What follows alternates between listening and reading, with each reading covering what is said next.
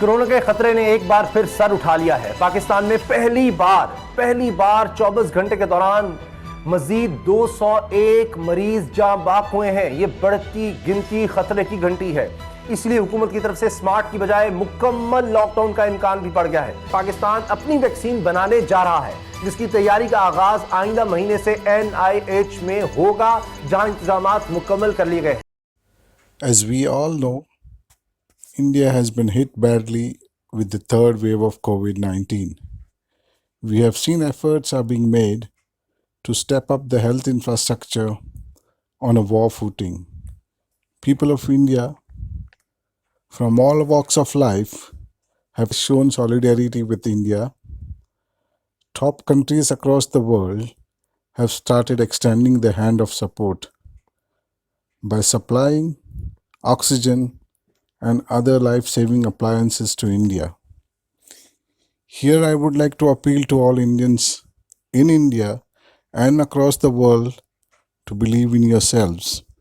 Stay strong and we will win this battle. We have always been a resilient nation which have withstood the testing times.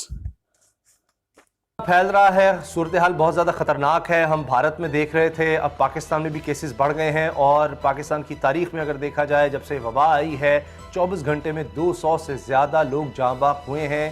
24 گھنٹے میں ایسا پہلے کبھی نہیں دیکھا گیا۔ اب سے چند دن پہلے دیکھا گیا تھا کہ 157 لوگ جاں باق ہوئے، وہ بھی ایک ریکارڈ تھا۔ تو اب اس کے بعد اچانک سے 200 سے بڑھ گئی ہے تعداد، بڑی خوفناک صورتحال ہے۔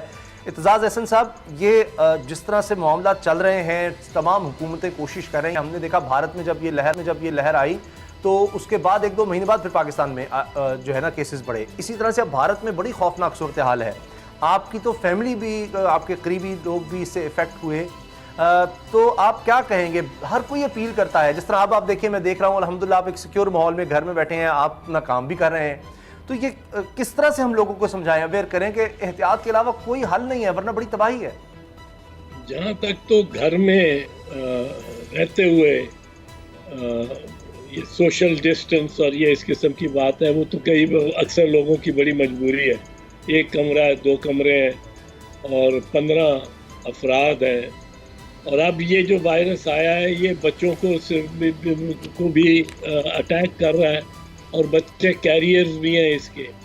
تو اب یہ اس کی جو ٹرپل وائرس جو میوٹیٹ ہو کے، ٹرپل میوٹیشن ہو کے، پہلے یہ وائرس تھا، پھر یہ برطانوی اس میں میوٹیشن ہوئی، پھر یہ انڈیا آیا تو انڈین میوٹیشن، اب ٹرپل میوٹیشن کے ساتھ یہ جو وائرس ہے، یہ اس کا بھی ہمیں یہ بھی یقین نہیں ہے کہ اس کے اثرات ایگزیکٹلی کیا ہوں گے۔ وہ پچھلے کے تو کچھ اب ہم نے مطلب سائنسدانوں نے پا لیا تھا کچھ، یہاں تو ہے ہی نہیں۔ وہ یہ ہمیں بڑھانے کی ضرورت نہیں ہے کہ ہم جتنی جلدی ہو سکے لوگوں کو ویکسین کریں۔ یورپ میں ہم سے برا حال تھا، امریکہ میں ہم سے کہیں زیادہ برا حال تھا، بھارت سے بھی برا حال نظر آ رہا تھا ایک وقت میں، لیکن انہوں نے ویکسینیشن بڑی تیزی سے کی ہے۔ ہمارے تو یہ جھگڑا پڑا ہوا ہے کہ وینٹیلیٹر صحیح بھی ہے نہیں۔ پہلے وزیر سائنس ٹیکنالوجی فواد چودھری کہہ رہے تھے جی ہمارے زبردست ہیں، ہم تو ایکسپورٹ کریں گے۔ نئے آئے ہیں شبلی فراز صاحب، وہ کہہ رہے ہیں ناکارہ ہیں۔ یہ SOPs جو ہے، ان کو بغیر ان پہ عمل کیے تو ہمارا کوئی رستہ بچت کا ہی نہیں ہے، اور پاکستان میں بہت بڑا کوہرام مچے گا، بہت بڑا کوہرام مچے گا۔ اب دیکھیں جو یہ ہوا انڈیا میں جو ہوا ہے، وہ پریشر پڑ گیا ایک دم اتنا کہ آکسیجن وہاں بھی ختم ہو گئی ہے، اور ہمارے پاس بھی اتنے وسائل نہیں ہیں کہ جتنے مریض امکانی طور پر آ سکتے ہیں اور ہسپتالوں میں داخل ہونے کی ضرورت ہے ان کی، وہ مریض جو ہیں وہ ان کے لیے آپ بیڈ پہ بٹھا بھی لیں، فرش پہ لٹا بھی دیں، تو آپ کے پاس آکسیجن نہیں ہے۔ وہ آکسیجن سسک کے، اور بڑی پینفل موت ہے، بڑی خوفناک موت ہے، اور اب وہ مر رہا ہے آپ کے سامنے، آپ کا بھائی، آپ کا بیٹا، آپ کی والدہ، اور آپ کچھ کر نہیں سکتے، بے بسی جو اس سے ہے۔ اور یہ جیسے میں عرض کر رہا ہوں، یہ لوگوں کو سمجھانے کی بات ہے۔ اب اس میں دیکھیں مسجدیں بند ہو گئی ہیں دنیا میں، ہم تراویح کو بھی نہیں چھوڑتے، اور دنیا میں لیکن اتزاز صاحب اس میں اسٹیٹ کا بھی ایک تعلق ہے.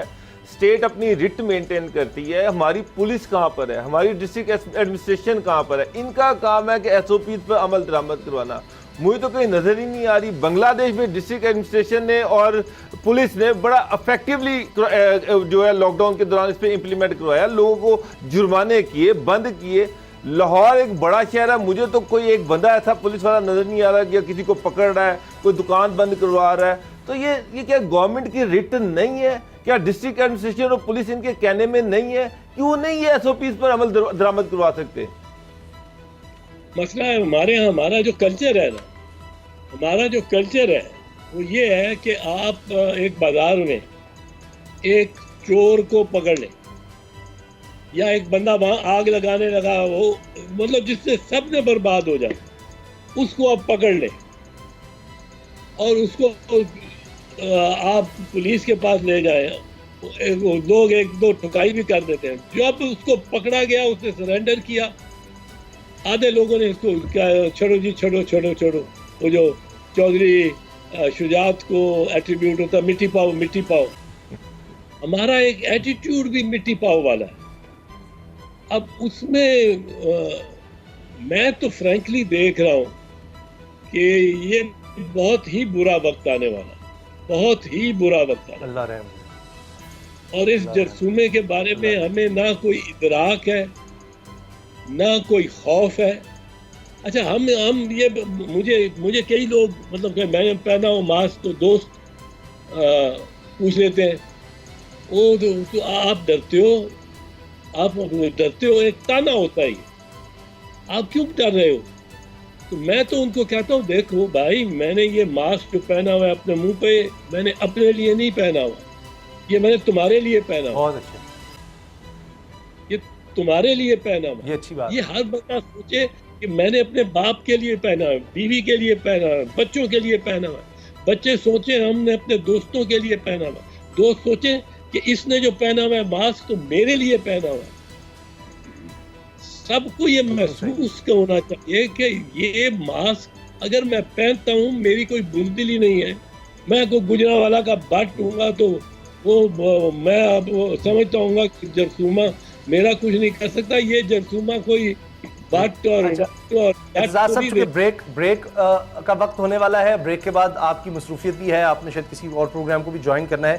یہ فرمائیے گا پی ڈی ایم کا مستقبل آپ کیا دیکھ رہے ہیں آپ, کیونکہ آگے لگتا ہے کہ عید کے بعد جو سیاست ہونی ہے وہ سارا اس طرف چلے گی, آپ کو کیا لگ رہا ہے؟